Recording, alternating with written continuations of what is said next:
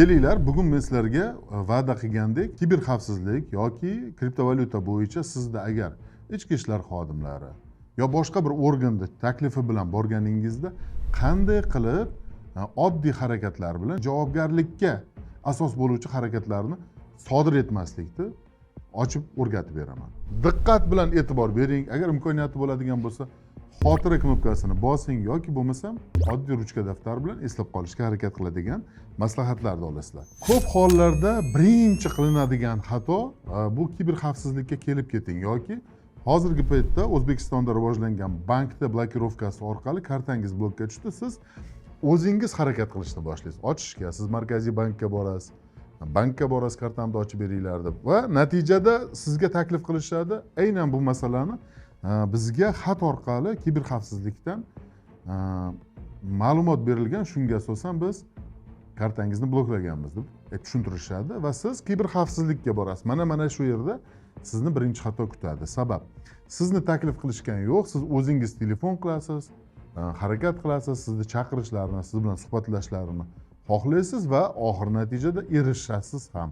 Sizni chaqirishadi, keling ozginchagina suhbat qilamiz deyishadi va shu yerda kamera ostida o'tirib siz ko'rsatma berayotganligingizni yodingizdan chiqib qoladi. Bu birinchi xatongiz. Ikkinchi xatongiz, ko'p holatlarda siz bilasiz nima masalada sizda ichki ishlarga chaqirilayotganligini, ya'ni aynan kriptovalyuta aylanmasi bo'yicha yoki kriptovalyutadagi eng ko'p holatlardan bittasi P2P orqali qilgan harakatlaringiz uchun javobgar bo'layotganligingizni bilasiz. Lekin oddiyroq yechim topishni o'rniga siz to'g'risini aytib bersam, hech qanday jazo yoki javobgarlik bo'lmaydi degan fikr bilan o'zingizni o'zingiz topshirasiz. Mana shu ikkinchi xato bo'ladi. Uchinchi xatongiz, ichki ishlarga borgan vaqtingizdagi telefoningizda, ya'ni hozirgi vaqtda zamon talabi bilan telefonlar shunaqa bo'lib qoldiki, biz telefondan nafaqat aloqa vositasi, balki kripto hamyon, kalkulyator, video fiksatsiya, barcha narsalar ichida bo'lganligi uchun siz aynan mana shu telefonni olib borasiz va kiberxavfsizlikni oddiygina aka telefoningizni ko'rsam bo'ladimi degan taklifiga hech qanaqa shubhasiz uni hattoki ochib berasiz. Mana bu esa uchinchi xato edi. Keyingi xato esa siz hech narsa bo'lmagandek Binance parolingizni va boshqa parollarni, KYC'larni yoki ikki faktorli autentifikatorlarni kalitini berasiz, ochib berasiz. Shu orqali esa sizni barcha telefoningizdagi harakatlaringizga endi ularda dostуп bo'ladi. Buni kirib ko'rgandan keyin asta-sekinchilik bilan sizga nisbatan savollar paydo bo'ladi. Mana shu yerda ham bu xatolaringizni barchasini kesib ketadigan, ustidan o'chiradigan asosiy xatoyingiz bo'ladi. Bu siz bu yerga advokatsiz kelgan bo'lasiz va oddiy ichki ishlar xodimiga berishingiz kerak bo'lgan savollarga siz joy topa olmay qolasiz. Ya'ni siz o'zi aslida aytishingiz kerak, kechirasiz, sizda qanaqa asos bor, qanaqadir bir hujjat bormi mendagi telefonni ko'zdan kechirishga, lekin ko'chani til bilan aytadigan bo'lsak, duxingiz yetmaydi va bunga siz qarshilik ham qila olmaysiz. Mana shu yerda agar advokatingiz bo'lganda, advokatingiz sizga albatta maslahat bergan bo'lardi. Shoshmang, biz asoslarini ko'rib chiqamiz. Asos borligi yoki bu harakatlar qonuniy yoki qonuniy emasligini solishtirib chiqamiz degan savol bilan to'xtatish mumkin. Lekin siz o'zingizga ishongan bo'lasiz va advokat xizmatidan voz kechgan bo'lasiz. Bundan so'ng keyingi xatolardan bittasi, bu xatodan aynan kiberxavfsizlik yoki boshqa ishlar bo'yicha ham tergovchi, oper yoki boshqa xodimda foydalanadigan eng asosiy yutuqlaridan bittasi bu sizni telefonni ochib bermaslik huquqingiz borligini hech kim tushuntirmaydi va siz bundan foydalanmaysiz. Siz ularga borini ochib, borini ko'nglingizni ochib ko'rsatib berasiz. Ya'ni dasturxon solasiz, ular esa bu dasturxonda loy etiklari bilan yurishni boshlashadi va albatta sizni javobgar qilishadi. Buni oqibati sifatida siz umuman kutmagan natijalarga erishishingiz mumkin.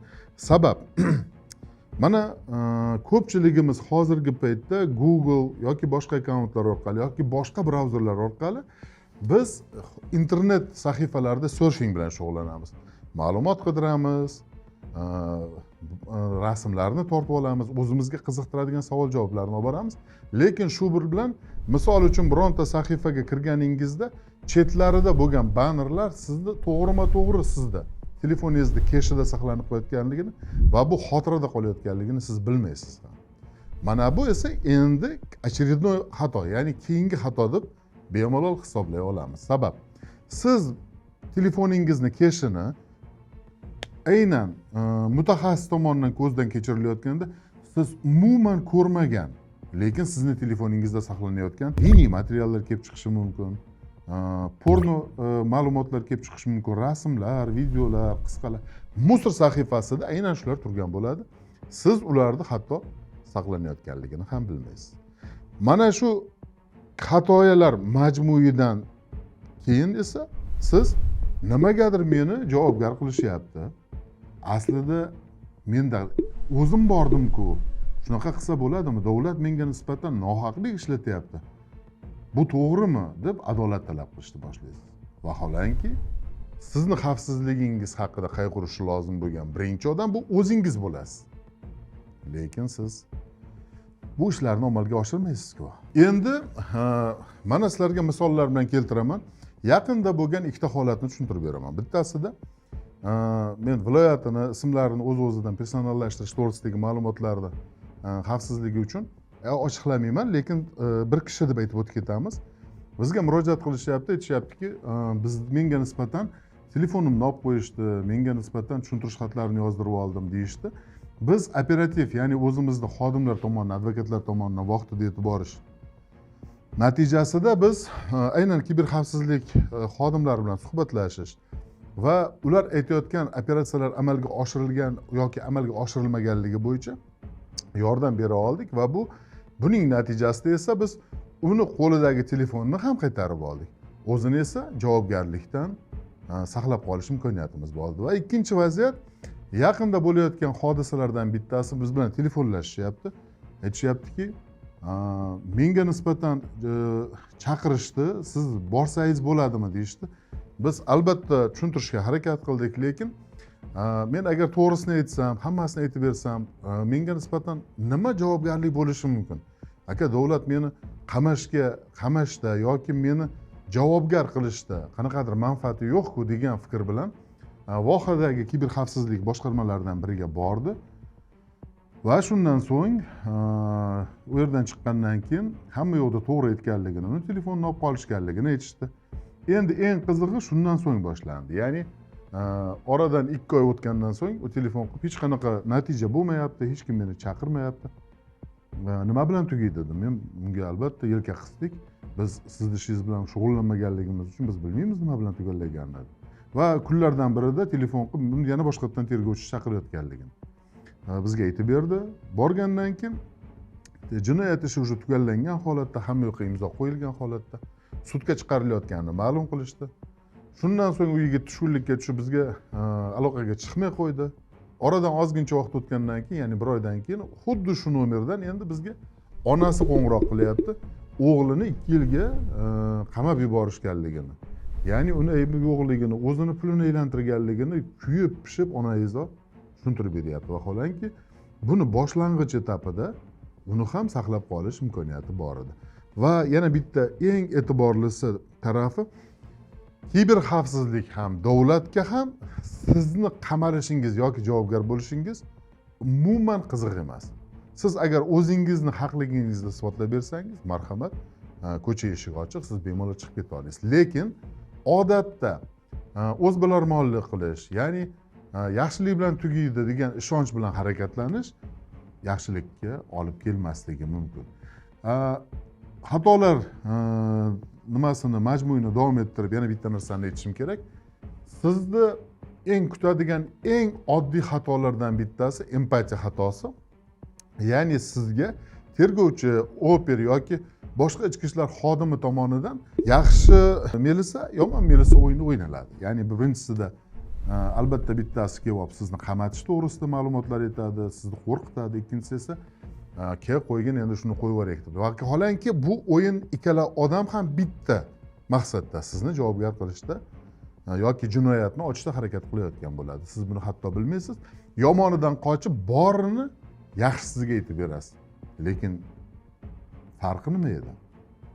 Ikkalasida ham javobgarlik baribir sizni kutyapti. O'shaning uchun uni ichki ishlar xodimlaridan xafa bo'lish kerak emas, ular ham o'z vazifasini bajarishyapti. Ularni vazifasi sizni himoya qilish emas. Ularni vazifasi jinoyat alomati bor bo'lgan ishlar bo'yicha albatta buni sudga yuborish. Siz bo'lasizmi, boshqasi bo'ladimi? Ularga umuman ahamiyatsiz. Shuning uchun har bitta holatda o'zini kaliti bor. Bu sizni holatingizda oddiy advokat bilan borish sizni ancha muammolardan saqlab qoladi. To'g'ri, siz aytasizki, advokatlar bilan shartnoma tuzish kerak, pulini to'lash kerak. Lekin ular ham o'zini bajargan vazifasi, ya'ni o'zini bajargan ishi uchun xizmat haqi oladi. Kimgadir qimmat bo'ladi, lekin qiymatlarni solishtirish jarayonida javobgar bo'lib ketishdan, begunoh odamni javobgar bo'lib ketishdan ko'ra, to'lovni amalga oshirgan holda yoki o'zingizni saqlab qolish uchun qanaqadir moliyaviy xarajatlarni amalga oshirishni solishtirib bo'lish qanchalik to'g'ri? Ya'ni sizni o'zingizni tanlovingizga bog'liq. Ya'ni moliyaviy xarajatlardan qochgan holda javobgar bo'lish mumkin. Yoki ozgincha xarajatlar, ya'ni iloji yo'q xarajatlarni hisoblaylik, shu xarajatlarni amalga oshirish orqali albatta o'zingizni himoya qilish imkoniyatingiz ham mavjud bo'ladi. Endi har bitta tanqid qiluvchi odam albatta ko'targan muammoga yechim taklif qilishi lozim. Men ham sizlarga bitta bir yechim sifatida taklif qilyapman. E'tibor bering, agar mabodo sizda haqiqatan ham shu kabi muammolar mavjud bo'lsa yoki endi muammolar kelib chiqishi paydo bo'layotgan bo'lsa va siz bu muammolarni o'zingiz hal qila olmasligingizga to'liq ishonchingiz bor bo'ladigan bo'lsa, men hozir pastda sizga ssilka qoldiraman. O'zimni raqamlarimni, o'zim haqimdagi ma'lumotlarni qoldiraman. Bular orqali to'g'rima-to'g'ri murojaat qilishingiz mumkin. Meni jamoam bilan sizni muammoyingizga yechim topishni harakatini qilamiz. Va e'tibor bering, odatda katta biznesmen, tadbirkorlar yoki o'zi risk bilan ishlaydigan shaxslarda bitta yaxshi maqol bor. Agar muammoni pul bilan yechishni imkoniyati bo'ladigan bo'lsa, bu muammo emas, bu rasxod.